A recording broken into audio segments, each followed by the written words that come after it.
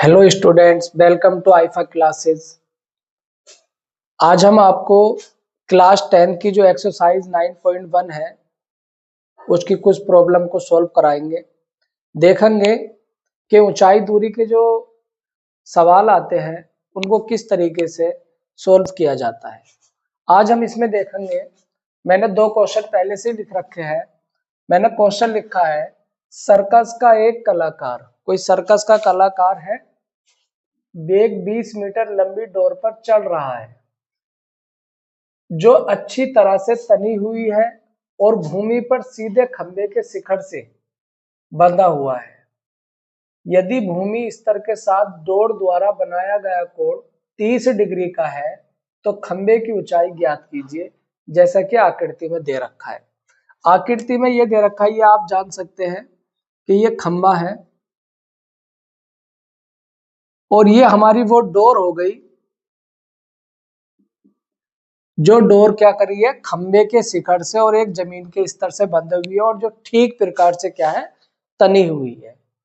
अब हम इसमें बात करते हैं कि हम इसको कैसे अप्लाई करेंगे, खंबे की ऊंचाई कैसे निकालेंगे। तो हम इसमें क्या करते हैं, खंबे की ऊंचाई को h मान लेते हैं। मीटर में दे रखा है तो दूरी भी काय में मानेंगे, मीटर में मान लेते हैं। खंबे की ऊंचाई को हमने क्या मान लिया है, h मीटर मान लिया। इसी लाइन को हम लिख भी देते हैं। पहले का आंसर कर रहा हूं मैं, माना खंबे की ऊंचाई h मीटर है। तो ये मान लिया हमने कि खंबे की ऊंचाई h मीटर है। अब देखिए हम आगे देखते हैं।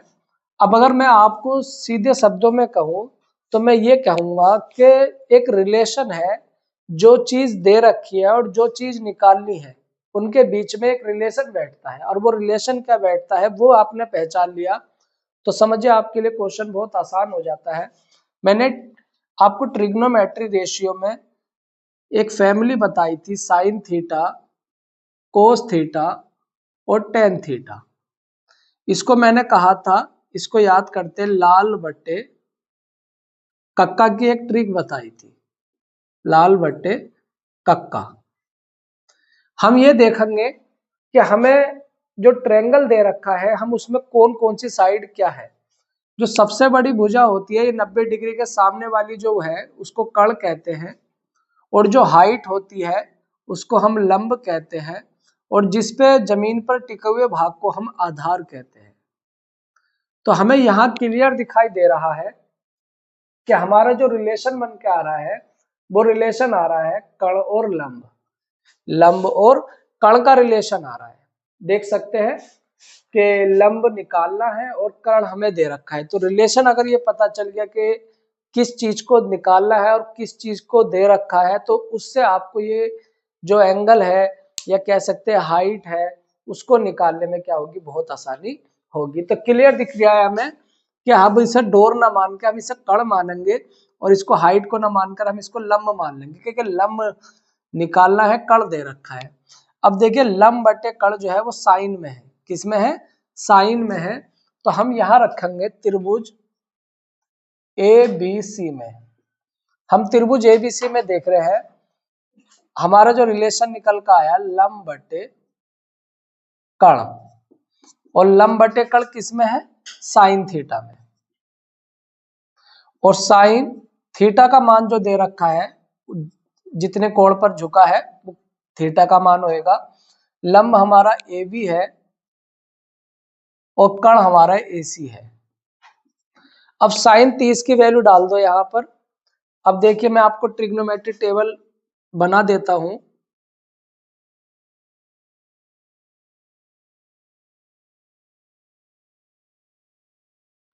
इसको आप याद कर लेना, मैंने कई वीडियो डाली है इसकी ट्रिग्नोमेट्री टेबल की कि किस तरीके से आता है।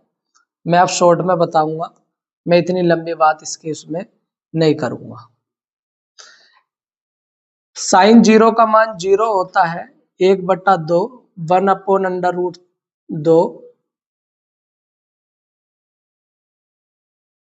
और हमारा जो अगला आगा √3/2 और फिर 1, इसको रट लेना, फिर इसको उल्टा कर दो तो 1 आ जाएगा, √3/2 आ जाएगा, 1/√2 एज इट इज रहेगा और 1/2 और ये यहाँ पहुंच जाएगा। ये सबके क्रम बदल दिया है, पीछे से शुरुआत करते हुए आगे तक लिख के ले गए हैं।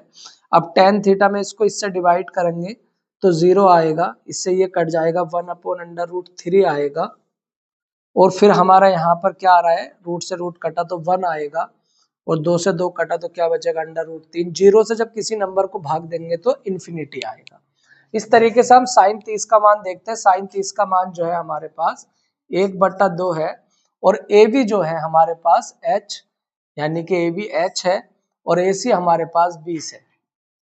हम क्या करेंगे, क्रॉस मल्टीप्लाई करेंगे तो 20 की गुणा हो रही है 1 से और h की मल्टीप्लाई हो रही है 2 से, तो h BC का ना 20 और मल्टीप्लाई की चीज कहाँ पहुंच जाती है, डिवाइड में। तो कह सकते हो आप कि 2 से काटेंगे तो कितने आ जाएगा, 10 मीटर। इस तरीके से अगर डोरी की लंबाई 20 मीटर है और खंबे की ऊंचाई पूछी है तो आपको पता चल गया है कि 10 मीटर का क्या आया है, खंबा निकल कर आया है। इसको आप नोट कर लेना वीडियो को रोक के। अब देखिए हम अगले क्वेश्चन की ओर चलते हैं, हम सीधी बात करेंगे।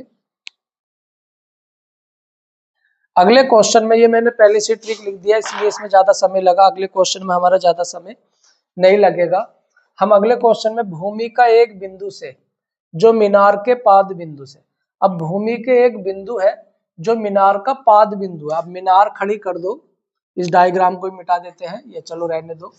इस भूमि के एक पाद बिंदु से, ये मीनार है, इसको लिख देते हैं मीनार।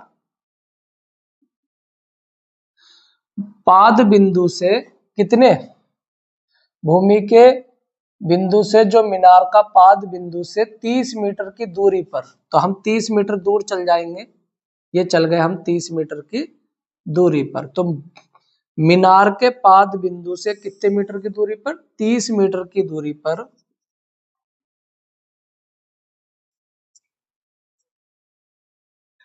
30 मीटर की दूरी पर मीनार के शिखर का उन्नयन कोण 30 डिग्री है। तो यहाँ मीनार है, उसके शिखर का उन्नयन कोण, मीनार के शिखर का उन्नयन कोण कितने डिग्री है, 30 डिग्री है। तो ये हमारा एंगल कितने का बन रहा है, 30 डिग्री का बन रहा है। तो मीनार की ऊंचाई ज्ञात कीजिए।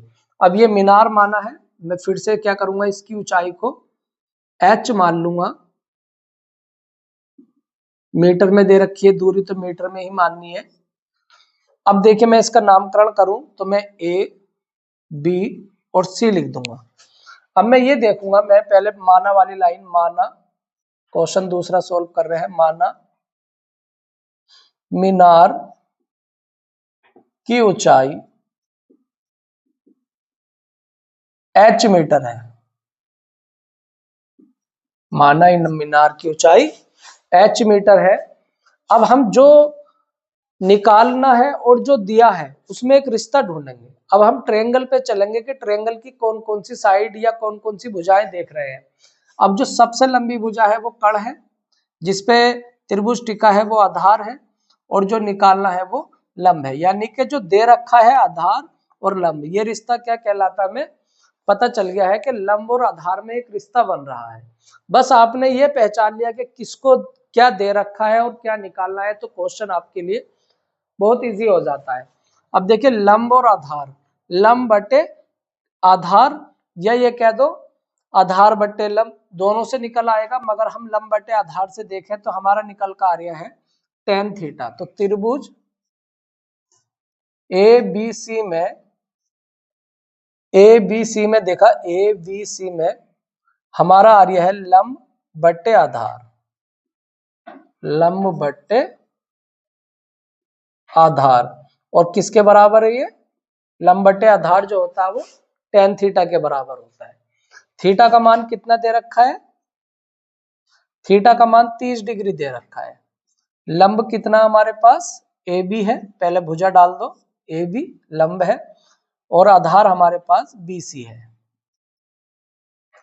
tan 30 का मान जो होता है, मैं डायग्राम से सीधा निकालूंगा, tan 30 का मान होता है 1/√3, और AB जो है हमारे पास h है और BC हमारे पास 30 है। मैं क्रॉस मल्टीप्लाई करूंगा, 30 की 1 से होगी तो ये तो 30 ही रहेगा, लेकिन √3 की काय से होगी, h से होगी। मल्टीप्लाई की चीज कहाँ पहुंच जाती है, डिवाइड में पहुंच जाती है। पद दिख रहा होगा आपको, मल्टीप्लाई की चीज कहाँ पहुंच जाती है, डिवाइड में। तो √3 30 के बटे में पहुंच गया। अब आप ये देख सकते हैं कि एक नियम है कि कभी भी अंडर रूट में आंसर नहीं आएगा, ऊपर और नीचे जो नीचे अंडर रूट दे रखा हो उससे मल्टीप्लाई कर दो। अगर √4 है तो 4 से करो, √5 है तो 5 से, और अब √3 से तो ऊपर नीचे हमने √3 से क्या कर दिए, मल्टीप्लाई कर दी। मैं निशान लगा देता हूँ यहाँ पे, h बराबर 30 की जब करेंगे तो 30 √3 मीटर हो जाएगी, और √3 की जब करेंगे 3 से तो ये आपको पता है √ सेम मल्टीप्लाई होती है तो उसका √ खत्म हो जाएगा, 3 आ गया है। अब 3 से काट देंगे तो कितना आ जाएगा, 10। तो h का मान 10 √3 मीटर आ गया है।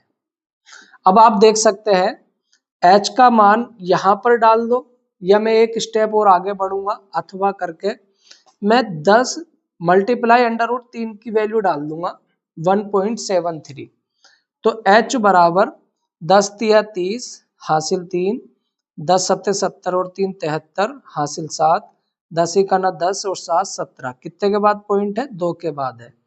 तो h बराबर 17.3 मीटर क्या आ चुका है, हमारा फाइनल आंसर आ चुका है कि हमारी जो मीनार की ऊंचाई आई है निकल के, वो कितनी आई है, 17.3 मीटर आई है।